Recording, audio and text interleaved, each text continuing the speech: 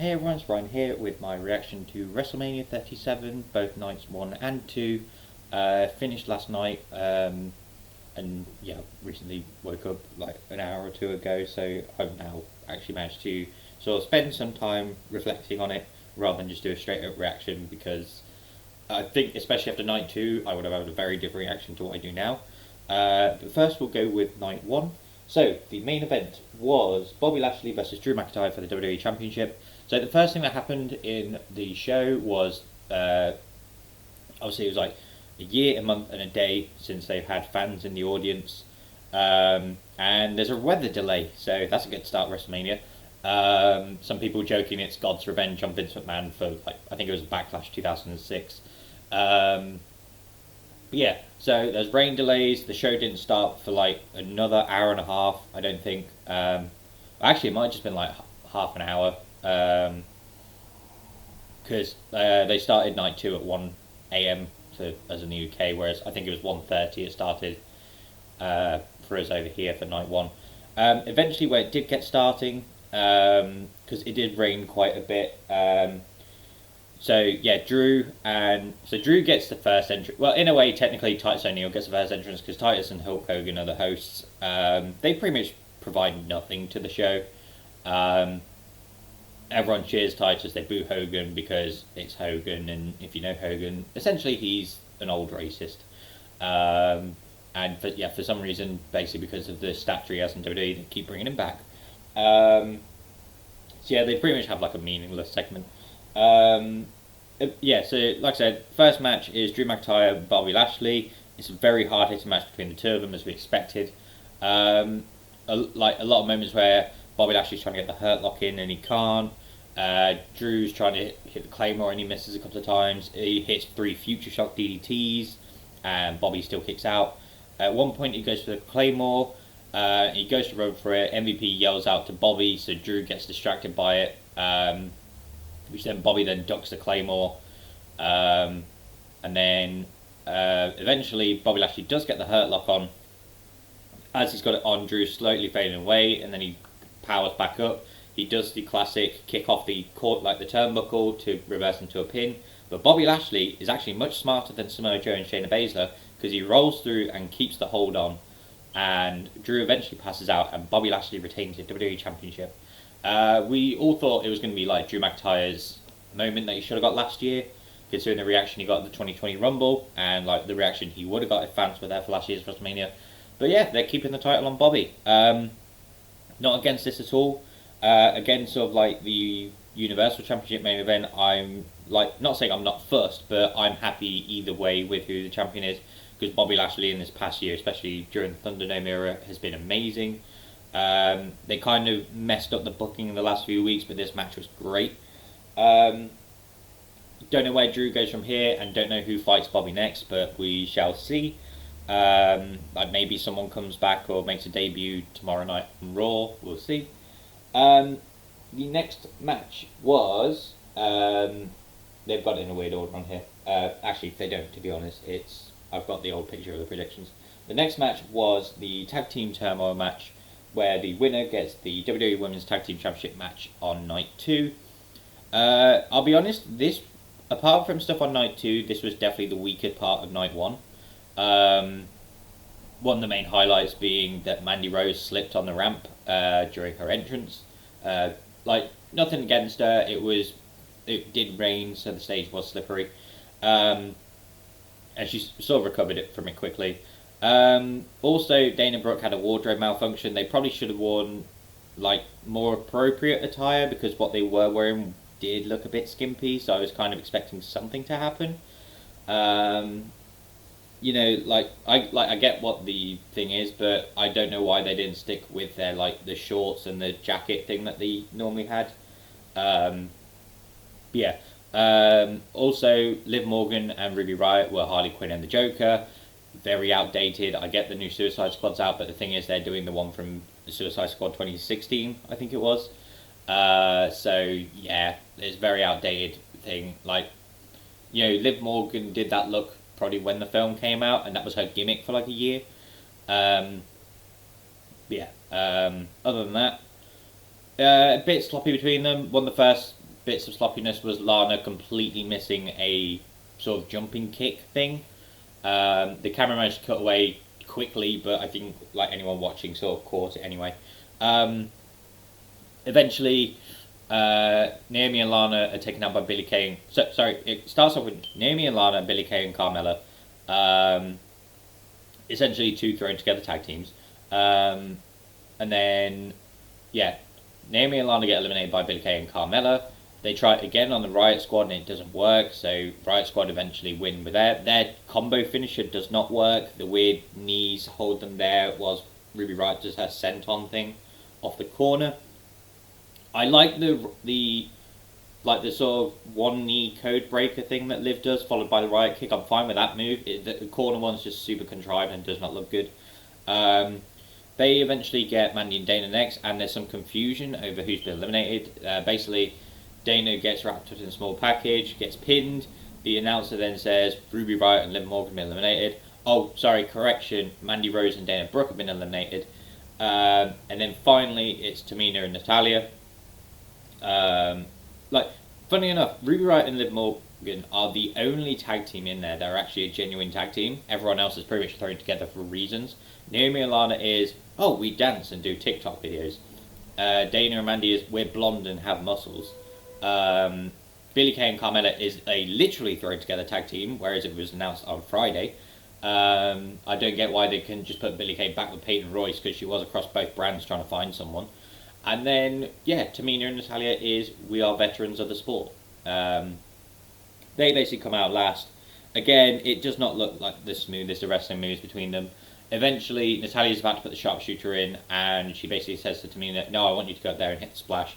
So she tags in Tamina. Tamina's taking her time getting up there, does the symbol, actually hits the splash, because normally when heels take their time with stuff like that, you know it's not going to work. But it actually did, and they pick up the win. I did have Natalya and Tamina to win this one because on SmackDown that's what they've been building up. So that's why I went for it. So they get Nia Jax and Shayna in night 2. The next match was Cesaro versus Seth Rollins. For me, on a wrestling perspective, this was match of the night.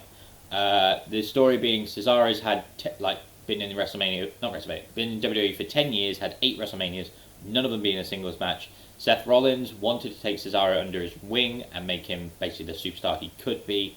Cesaro rejected it, so now Seth is basically just trying to take Cesaro out and make him as irrelevant as ever. Yeah, again, a great wrestling match between these two. Definitely showcasing Cesaro, showcasing just how well Rollins works with everyone. Some amazing moments in this. There's one where Cesaro's going for the swing, Rollins gets to the rope, and he picks him up like that to do the catapult thing. Rollins flips through it. Cesaro then grabs him for the neutralizer, lifts him like that. Rollins then flips out of it, puts it into a pedigree, and then it's kick out at 2. That was like the most fluid wrestling I've seen in a long time. Seth hits a sort of 360 frog splash, so he basically just spins in the air and then hits a frog splash. A great moment as well is Seth goes for a curb stomp, and in a split second it's from the curb stomp to then get uppercutted by Cesaro. Eventually he does hit the swing a few times. First one just 9 swings because he's got basically Rollins has been attacking the arm, and then the second time when he powers through he manages to do 23 until they stumble over. I'm not going to say they botched it because he's spinning a guy around for several seconds. You're eventually going to get dizzy and lose balance. So 23 is fine for me. Eventually he does hit the neutralizer for the win. I did have Cesaro for this one. It's a great way to showcase Cesaro, hopefully push him a bit more to the main title picture. I would very much like to see that. I think Cesaro is definitely improved. It's not like charisma was his problem. I think it was sort of just a language barrier bit. He can talk English and obviously multiple other languages, but I think it was just sort of trying to get the words across properly, and now he's sort of now he has this full character of I'm Cesaro, the great wrestler, I'm the king of swing and all this stuff. I think now he's more comfortable. I think they can definitely push him that further up. Also, there was a nice shout out to Cassius Ohno, Cesaro's former tag team partner in the indie scene, when Cesaro hits the KO. Not Cesaro, Rollins hits the KO, which is basically a elbow to the back of the head. This match was great for a wrestling fan. For me, this was probably match of the night wrestling wise. There's another match which I would debate could also be match of the night, which I'll get into in a bit. Next we have, I believe it's New Day versus AJ Styles and the debuting Omos. Originally Omos comes out in a jacket, and we're thinking, oh, is he just wrestling in what he wears all the time? Turns out he's got like a wrestling shirt, jacket thing underneath. Like a sleeveless shirt. The story to this one is New Day are just holding AJ down to stop Omos from being tagged in. There's a funny moment from Xavier where he just yells, "We are effectively holding half the ring." We are effectively cutting off half the ring. The build-up for all this is AJ's trying to make the tag. New Day just keep tagging in and out, stopping him. Eventually, there's a moment where AJ's on the floor, sat up, near his corner. Xavier Woods on the other side, and they pause because they realise what's going to happen next. And Xavier goes to grab him, but AJ tags in Omos. Omos then comes in, and Xavier's just like, I don't know what to do. Kicks him in the leg, Omos is literally no selling any offense, any drop kicks from Kofi, any kicks from Xavier. Eventually, at one point, he knocks both of them down. There's a great visual where they're both sat by the ropes looking up at him, in fear. The camera's between them, and there's just Omos towering over them. Eventually, at one point, AJ does hit the phenomenal forearm off of Omos' shoulders. And then Omos hits a forward dropping powerbomb thing. Like Great Khali used to do it, like a little plunge, so basically just picks him up and just slams him down like that. AJ then tells Omos to pin him with 1 foot, which he does. So Omos and AJ are your new Raw Tag Team Champions. I'm very excited to see what goes on with this. Again, Omos in the ring was great. It was just all the fans were just taking into everything with Omos. It was fantastic. Next we have, I think it's Braun Strowman versus Shane McMahon. I'm trying to do it in the best order I can from what I can remember. In a steel cage match, the whole point being Shane's been bullying Braun. Braun's the big guy that gets bullied that we're supposed to be sympathetic for. Basically, Shane just keeps calling him stupid. He lets Braun pick the stipulation, so he picks a cage match, which again, Braun's last cage match he lost. Shane's last cage match he won. Shane's sort of got a point. And the whole point is to keep Jackson Ryker and Elias out. So what they do is, whilst he's making his entrance, they beat him up just before he gets in the cage. So it didn't really work, did it? They give Shane a steel chair. He closes the door, just keeps beating on Braun Strowman. Braun gets some offense back in. Jackson Ryker and Elias still try to help. Eventually, Shane's climbing his way out.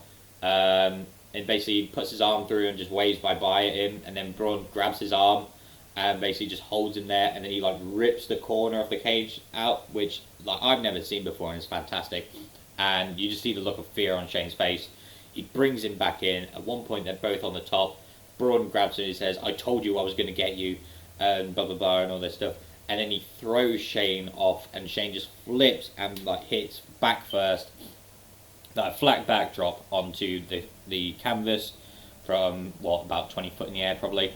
And then, you get some people, I think we just sort of the worst type of wrestling fans, the ones that are sort of, we're clearly prepared for it. It's because you want to land safely from 20 foot in the air. You don't want to just drop and land on your head. It's when the Fiend was burnt alive by Orton, they went, it's so obvious it's a dummy. It's I don't want a man to be set on fire, go with the safe route if you can. So Braun ends up winning, because he goes back in, hits a running power slam, pins Shane McMahon for the win, and obviously it's the bully basically getting his comeuppance. Classic story. That was a very good match as well. Probably the one that had the weakest build, but it was still a good match. Next we get Miz and John Morrison versus Bad Bunny and Damian Priest. I thought for a second I took acid when I saw all the bunnies hopping out. I thought maybe Justin Gabriel had come back, but then there was about 30 of them, so I was I wonder who the hell these people are. A few of them lost their ears as they were jumping down, it just flicked off. Eventually Miz and Morrison come out and they do their Hey Hey Hop Hop parody song that they did for Bad Bunny. Damian Priest then comes out.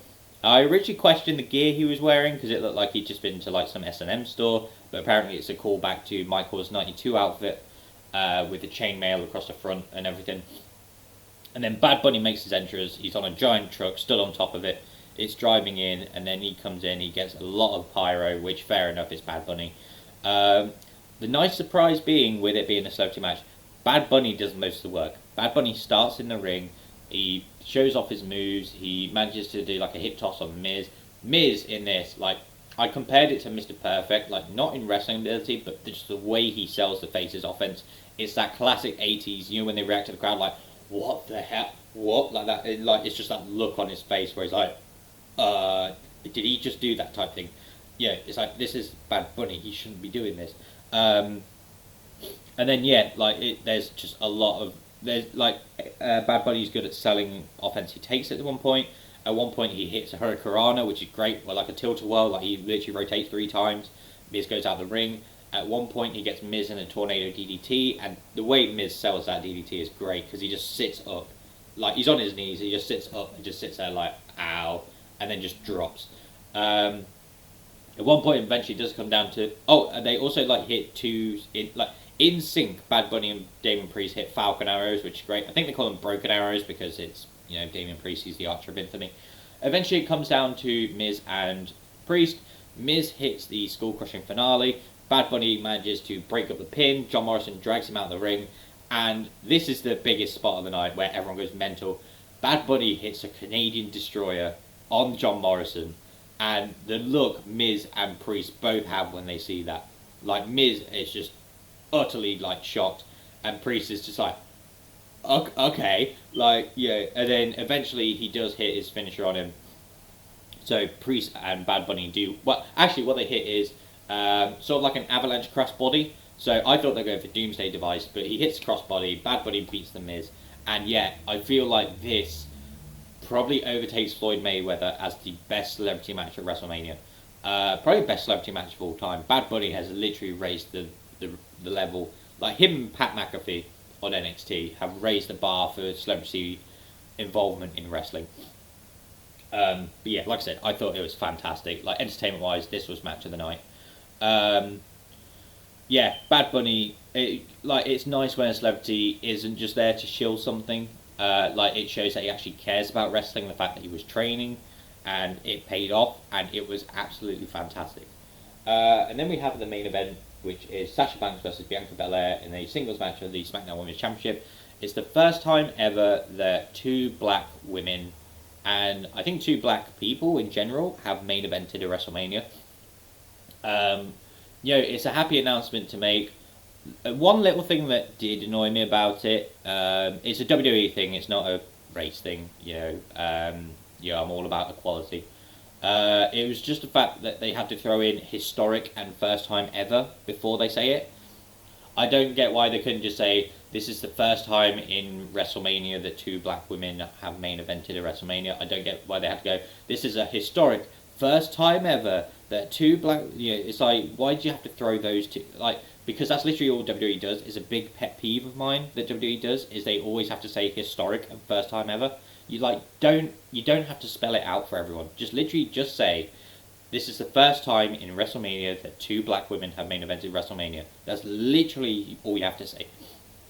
Anyway, having said that, like, Sasha's obviously ready for it. She's had several WrestleManias. The story being that Bianca's the rookie. She won the Rumble to earn the right. They really messed up the build-up for this. They managed to sort of fix it in the last 3 weeks. The promo package definitely fixed it.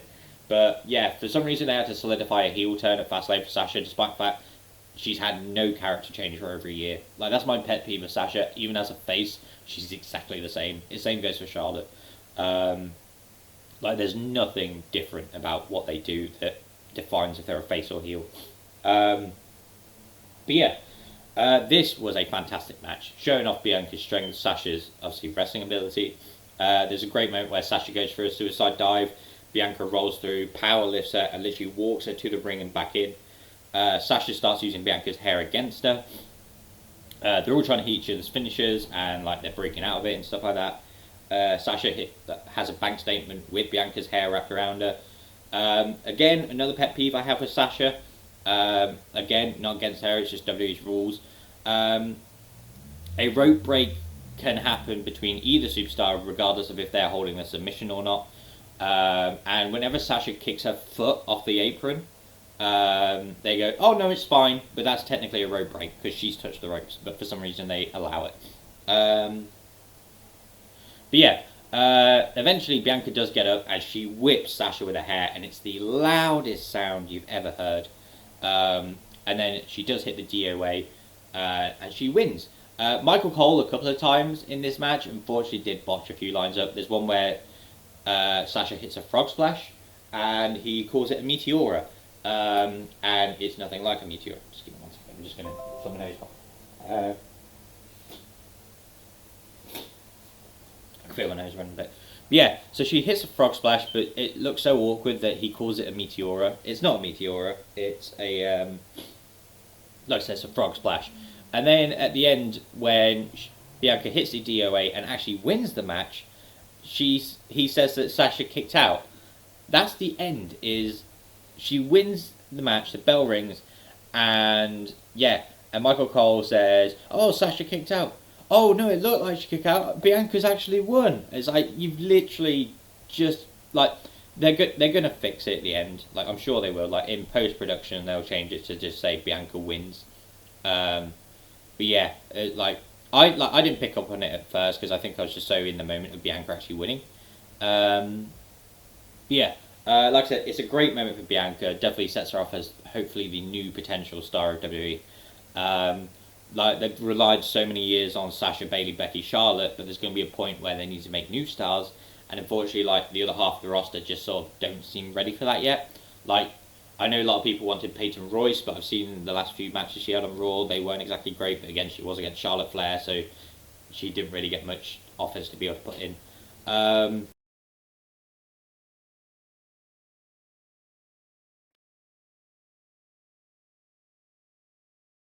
Here, and that she's making her family proud, and she has done by winning the title at WrestleMania. So yeah, like I said, night one, absolutely fantastic. Apart from the tag team turmoil match, that was definitely like the weaker thing, just because it wasn't built well. I would have preferred if the tag team turmoil match was on SmackDown, and then they have the match at night two of WrestleMania, like that way, and have the SmackDown tag team championships be on WrestleMania, because that Fatal 4-Way tag team match was amazing. Or have the Andre the Giant Battle Royal on there, because that's what it was for. But yeah, other than that, every match was great in its own way, sort of similar to the TakeOver nights. They were just, again, two great matches in their own way. Like wrestling-wise, Cesaro Rollins was fantastic. Drew and Bobby was hard-hitting. Bad Bunny, Damian Priest versus Miz and Morrison was super entertaining. Obviously, Braun Strowman and Shane McMahon is your typical, like, big spot moment, him being thrown off the cage. And Sasha Banks and Bianca Belair had a great story and a great wrestling match as well. And yeah, I think it was nice that they didn't keep hammering home the fact it was the first time ever that like two black people have main evented WrestleMania. Like when they just said the announcement at the beginning, like I'm glad they did it then, because WWE normally likes to 4 or 5 times during the same match just remind you. But there's something in night 2 main event which does get annoying, which I'll get into. So speaking of night 2, we'll get into night 2 now. Oh, also just for night 1, I had Drew McIntyre, Bad Bunny, Damian Priest, AJ and Omos, Braun Strowman, Cesaro, Natalya and Tamina, Bianca Belair. So I got all but Drew McIntyre right on night 1. Night 2, it starts off, luckily it starts off on time. They open up with The Fiend versus Randy Orton, which is a weird opener. The way Fiend transforms back from, like, so he's walking down this tunnel, and basically he's all burnt and everything, and then this sort of magical thing happens to him, and he's healed again. So he's back to normal Fiend. Alexa comes out, there's this giant Jack in the Box, and she basically rotates it, and the Fiend comes out from the Jack in the Box, and he does a jumping clothesline, sort of like Steve Austin from the Zamboni on Vince back in like 97, 98. And yeah, the basic start of the match, it's a lot of Randy Orton hitting offense, like the Fiend's no selling it. He goes for an RKO but gets counted into a mandible claw. Eventually, the lights go out. Oh no, not the lights go out, sorry. There's like pyro in the corner, and next thing you know, Alexa Bliss is sat on the box. She's wearing all black, and there's just black ooze dripping out of her mouth, all over her hair, like across her face. Fiend's distracted, like basically going, "Oh, you're saying me something," but like symbolising something. And from that, Randy Orton turns the Fiend around, RKO, 1, 2, 3. Orton sods off out the ring. Fiend has lost again. He basically stares up at Alexa, and literally it just slowly, lights go off, fade to black, come back on, and they're gone. What was that? This whole build-up for Fiend and Orton that's been going for 8 months, probably, and that's how you end it. There's probably a reason why they put it on first, because they had no bloody idea what to do with it, and yeah, it literally just left a sour note on the rest of the night. Literally, I think the only thing that sort of saved it was the main event. But yeah, just that was just, yeah, it was just, it wasn't good. Like, for an opening, that was not good. And then, to top it off, we had Natalya and Tamina versus Nia Jax and Shayna. And I know in like a lot of these videos it sounds just me like bashing on women's wrestling. I really don't want to, but I feel like just in this tag wrestling scene, the fact that WWE don't care about it just makes me not care about it. And yeah, this match wasn't great. It was very sloppy. The whole point of this was to have Nia and Tamina stare off like they like to do anytime they're in the ring together. So they do it with the Royal Rumble. They did it in like probably the Rumble before that. They did it in the Women's Battle Royal last year or the year before. I believe the year before. Just this whole, these two know each other, they're family, look how tall and strong they are. Yeah, it's just not a good match. And to follow the Fiend and Orton, it just lost people's interest. And yeah, eventually Shayna does pick up the win by choking out Natalya. So yeah, that's yeah, that was the match. Like I said, it wasn't fantastic. Like, if they didn't have the tag team turmoil match the night before, kind of just makes it pointless. Like, I get it's sort of a way to protect Nia and Shayna, like they need protecting. But again, the epitome of this whole women's tag team division is all these teams are makeshift tag teams. The champions are a makeshift tag team, and their story, just like Cesaro and Sheamus, is they don't get along, yet they've somehow been champions for half a year. But yeah, like I said, those two matches pretty much just soured the rest of the show. Next, we have probably a little bit of a highlight. We have Kevin Owens versus Sami Zayn with Logan Paul, because that's really going to cheer people up in his corner. Eventually, Logan Paul sits outside just to watch. Logan Paul really doesn't do anything. He doesn't really need to be there. There's a lot of... it's a great match between these two, just very hard hitting again, very similar to Battleground 2016. They have JBL on commentary, and at one point, Sami Zayn does hit the haluva kick at the corner and holds him there. And just as I was about to say it with my friends, JBL then points out, this is just like Battleground 2016. It's like, well, like at least they're paying attention to history, I guess.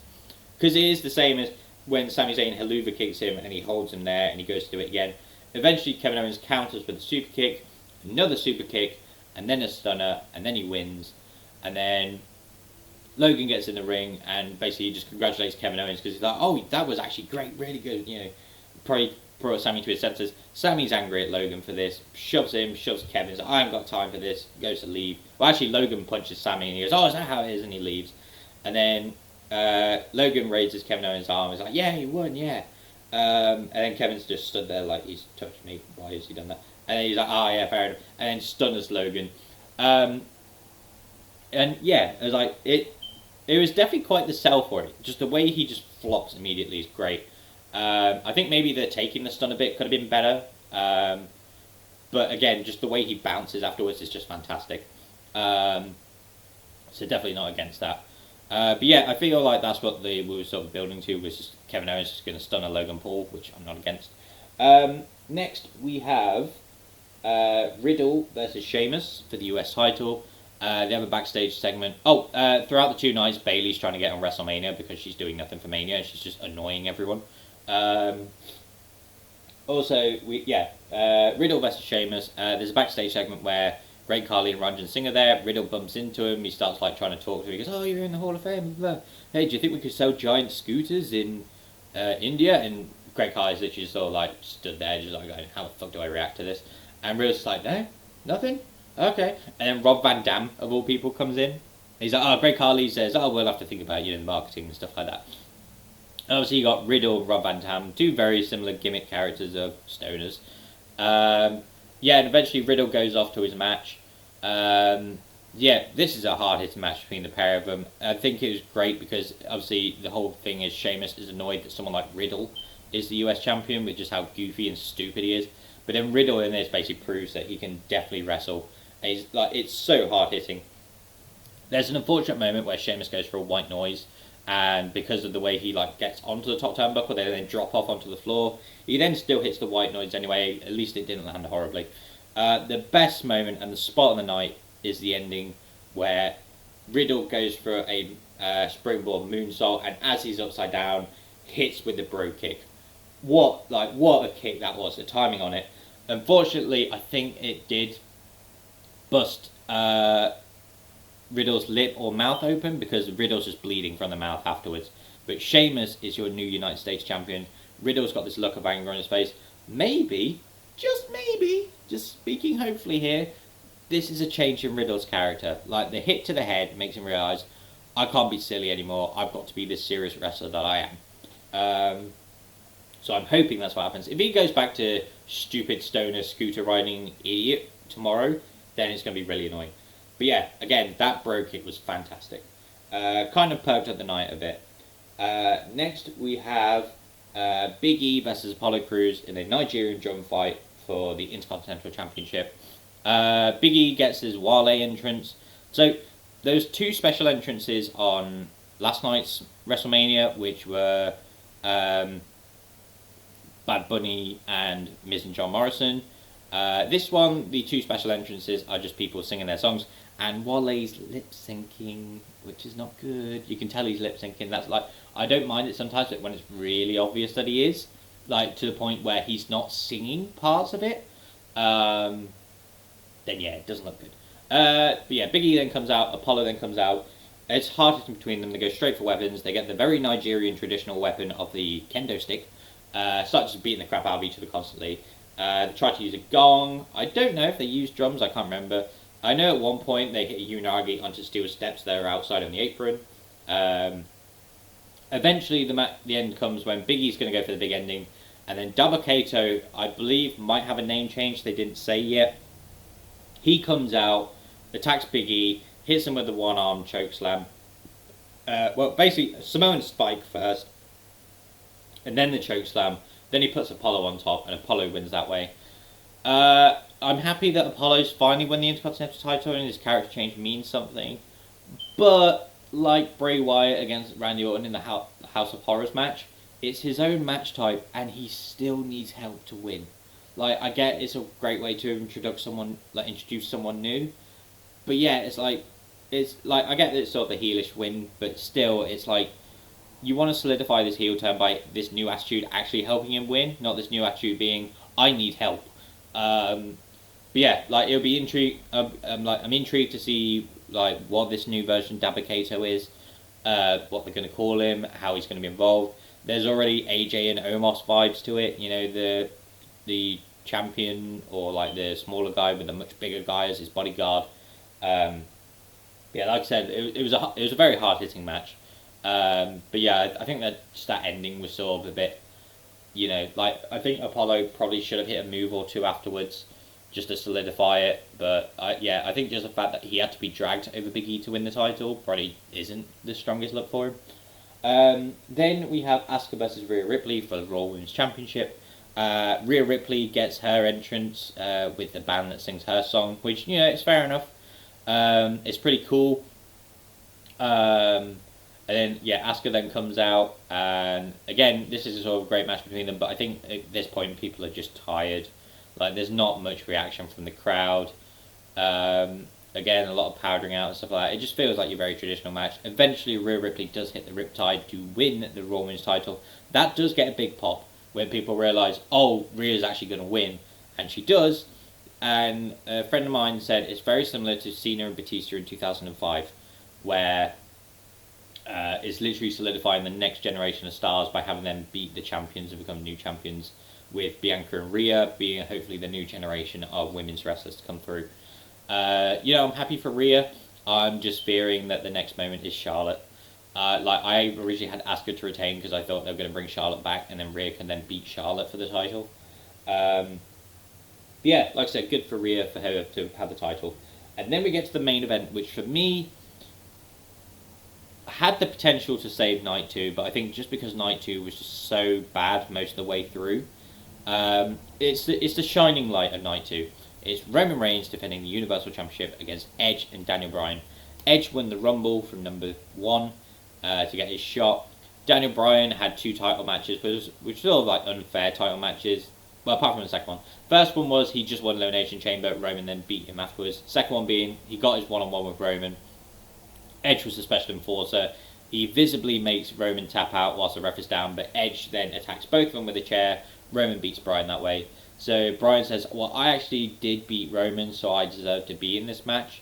And yeah, then Adam Pearce just makes it a triple threat, which sort of annoyed, like it divided the fan base to say the least. I'm on the side of why couldn't Daniel Bryan just wait, or like they do it on 2 separate nights. Like if you did it in that case, then there's a lot of people that are in the queue saying, well, technically I did beat this person, but the referee was down, so where's my rematch? But having said that, I think it's a great way, like, because you literally have no idea who's going to win. It could be Roman to retain and stay strong. It could be Edge for like his 10 years since he lost the title. It could be Daniel Bryan's Yes Movement 2.0. But again, this is very hard hitting between the pair of them. It takes about 15 minutes before they start using chairs. At one point, Roman takes the chair off Edge and the bar breaks off it, which is great. Eventually, Edge does get the crossface on Roman. Roman's trying to crawl out, and then he grabs the steel, like the little bit of steel that came off the chair, uses that against Roman. Just the facial reactions on Roman is amazing during this.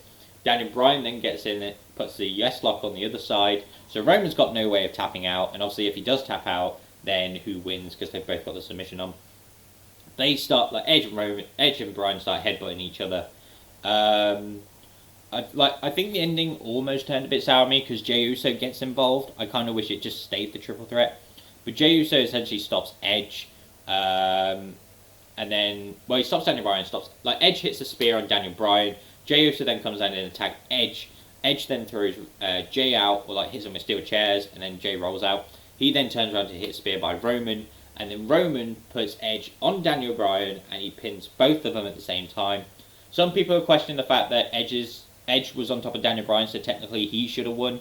Normally that double pin spot only works in a handicap match. The only thing I will say is Edge's shoulders were down for 3 as well, so maybe it counts as a double count out, so that way, in a way, technically Roman's fine to win because he has just pinned Edge for 3. Roman retains. I feel like in this one, regardless of what happened, it was going to lead to Edge versus Daniel Bryan. Edge will blame Bryan for him not winning. Daniel Bryan has really no other cause now to go for the WWE title because he's now lost his 3rd opportunity in a regular triple threat match.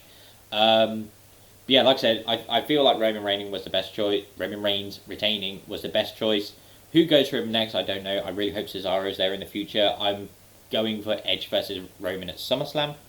Like I said, this was a great match between the 3 of them. Definitely had the best story going into WrestleMania. It is one of those weird things. It almost feels like, apart from the main event, Night 1 was booked by SmackDown, Night 2 was booked by Raw. Because I feel like there's nothing really of interest to tune into Raw tomorrow. The only thing that would be of interest would be the explanation for the whole Fiend and Alexa thing, which they will probably ignore and say that for the week after. And then maybe who challenges Bobby next, but I don't know. Maybe they haven't made that up yet. SmackDown, I'm very intrigued to see what happens. The introduction of Apollo's new bodyguard, the whole triple threat situation, like Edge and Bryan, they're going to fall out with each other. Who's next for Roman? Bianca Belair is champion. It'll probably be Sasha getting a rematch. Maybe Bayley can then come in and say, well, technically I'm the one that got you to where you were, so you and me should fight for the title. Like I said, Night 1 was amazing. Night 2 was underwhelming, apart from the main event, which sort of saved it a bit. But I think just people soured on Night 2. Like I said, WrestleMania, Night 1 was absolutely fantastic. I would have given that a 9 out of 10. Night 2, I'm going to give a 5 out of 10. It would have been lower if the main event wasn't great, if there's that spot from Riddle and Sheamus. But that's pretty much my reaction to WrestleMania Night 2. Also, before I go, my Night 2 predictions were Asuka, The Fiend, Apollo, Kevin Owens, Riddle, Nia and Shayna, and Roman. So I got 4 out of 7. overall I got 10 out of 14, so it's not too bad. But yeah, that's my reactions to WrestleMania 37. Thank you very much for watching this video, and I shall hopefully see you in the next one.